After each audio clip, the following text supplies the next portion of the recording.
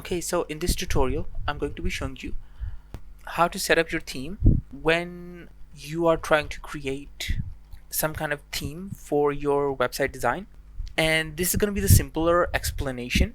The reason being that I will in the future one day be creating a full stack website that will include designing the theme and all of that stuff as well. But for now, I just want to go over the basics of how you do this in Tailwind CSS version 4 because they have changed how you did this from version 3. In version 3, you used to have like a Tailwind CSS config file right here, okay? But now they are more supporting the CSS file that acts as your index.css file, okay? Or the main.css file that is applied to every page of your website. Okay, so before, let's say you had a green color, right? But you don't want the default green color that comes with Tailwind CSS. You would before do one of two things. One, manually add this into your design here. Like for example, let's say my green color is going to be a darker one because currently I have this one, right? And this is a AI chat app that I've been working on that I do have tutorials for on my channel, but I thought this was a good time to show you how the theming stuff is done with this because I want to just do something simple. But there are a few other things I'm going to add in this as well. So let's say I have my own green color that I want to use across the whole website. Okay, but the problem here would be that I would have to manually add it. Like let's say it was a darker color, right? Like this. Okay, I know that's not a good color. I'm just doing this for just to show you how this was done before. And this was one of the ways. The problem with this one is that you would then have to go into every page and apply it. The solution to this was that you had a Tailwind config file that you could do this with, but now you don't. Now what they're telling you to do is use a add theme here, okay? And using this, what you can do is change the default theme settings for your web design, okay? For example, you can add your own, and let me just show you. Like I said, I could use the default green theme design, right? But if you want your custom color to be added into the theme, what you need to do now is just add your own custom variable. Okay, there are tons of these. If I think I think you can see them. No, you can't see them here. But I will link the page in the description of this tutorial. If I don't, just tell me in the comment section below. I'll just add it in the description. Okay, but here you add in dash and then you add in color and then dash and then whatever custom name you have. Like let's say mine is called dark green. Like that's my custom name for this. Okay, and then here I can just add in custom color that I have for it. Okay, and now this dark green will be applied to the background, the text, the borders, and everything else. This will automatically be an option that gets applied. So let me just show you. If I do right now dark,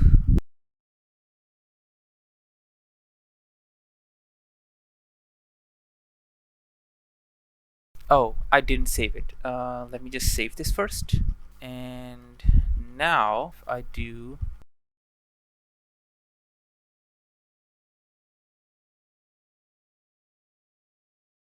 dark, as you can see, I'm getting the dark green for the background, but this is not only applied to the background. Because I used dash color, what this will do is anything that uses a color like the text, for example, or anything else like that. Let me just show you. If I do dark dash, and then you'll see for the background, the two dark green, the fill, the from, the text, and stroke and border and outline and divide and all of that will have now the dark green, my custom property that I added. Okay, so that's how you can do this, and I will just add the dash dark green, and I'm gonna save this, and now you will see, oh, this was already applied. That's why it didn't change. Let me just change the color for this, and I'm going to save this, and as you can see, now it's a lighter color of green, and this will automatically get applied to every other place I have used the dark green property. Okay, so this is how you use this, but there are other things as well.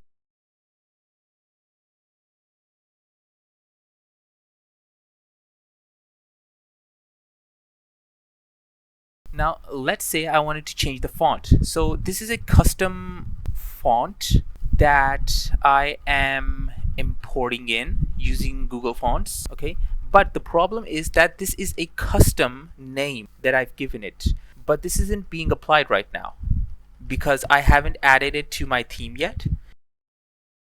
Okay, now it's showing me all of the dash dash properties, and this is the color breakpoint. You can add one for blur, the animate, and all of these other ones are also properties that are available inside this. Okay, and I'm going to be using the dash dash font. The dash dash font, now I can give it a custom name.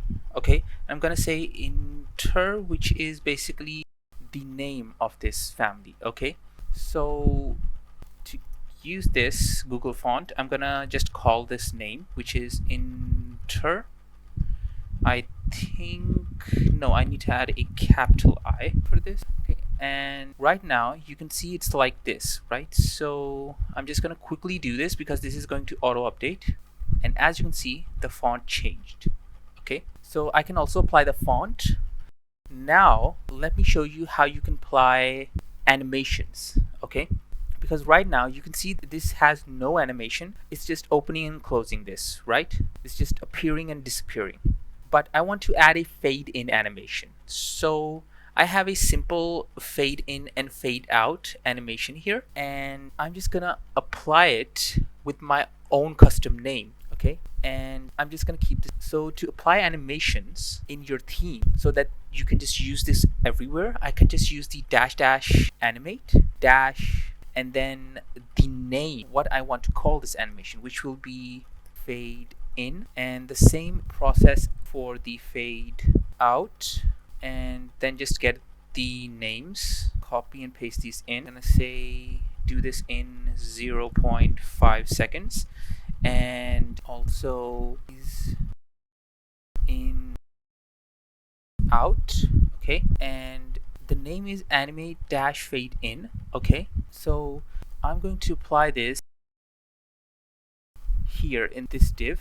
Okay, and don't worry about this part. This is just to trigger the animation to change the between these two classes. Okay, but this is where I am applying the custom animation that can be then used across all of my theme. Okay, so if I do animate dash, and then you will see the options that these are the default ones: bounce, non, ping, pulse, and spin. Okay, and the reason why I'm not seeing mine is that I haven't saved this file. I'm going to save this file, and now you can see that the default ones are here, but my fade in and out is also part of my Tailwind CSS theme file now. Okay, so I'm going to apply the fade in one here. The fade out one is already applied here. I did that before. Okay, so now I want to show you first how this was done. I'm actually going to remove this, and I'm also going to remove this one, save this.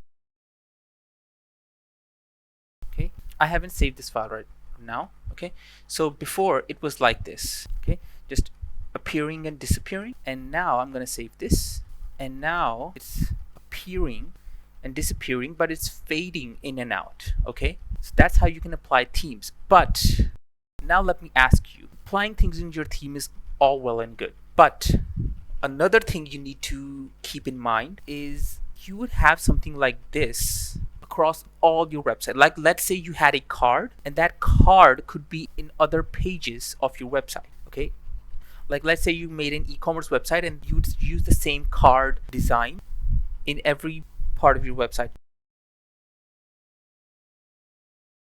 like here, like you could have one place where you could have one component and then just add all of this in one place. But let's say you didn't have that option or something like that, like you would have to then add this and manually add this in all of those different places where you would add the card if you couldn't create a component. But let's say this gets really long and complicated, and also it's really difficult to keep changing this in every part of your website. So you can just cut this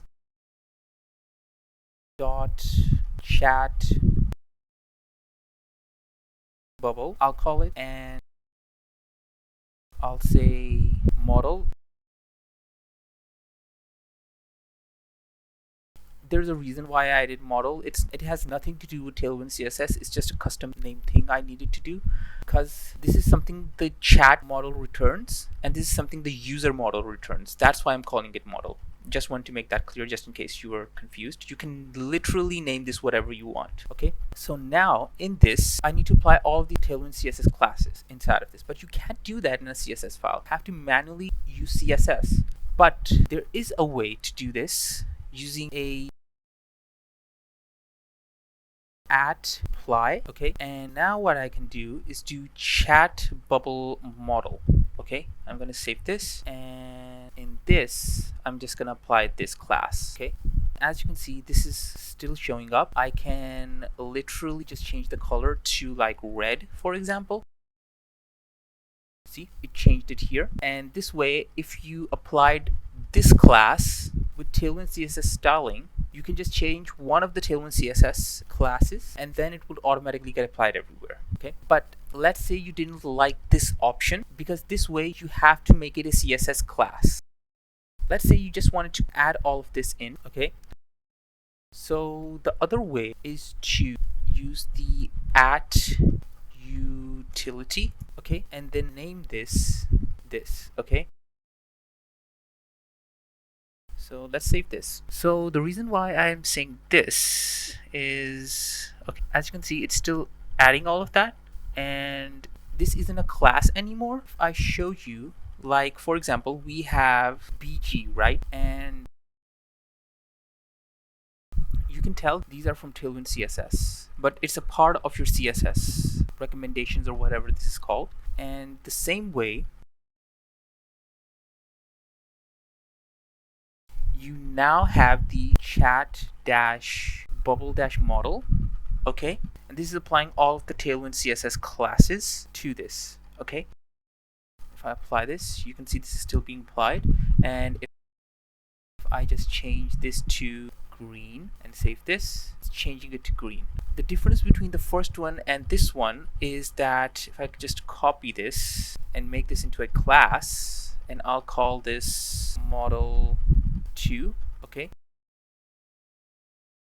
and I'll make this one red. You'll see that if I do this, actually let me do chat bubble, you'll see that only the Tailwind CSS one is being shown, the one that we created using the Tailwind CSS utility directive. Okay, so that one is the only option that I get here. Okay, so this is the difference. You could go with this route if you want, but then you manually have to remember all of these. This way it just gets added into the like options that you get here.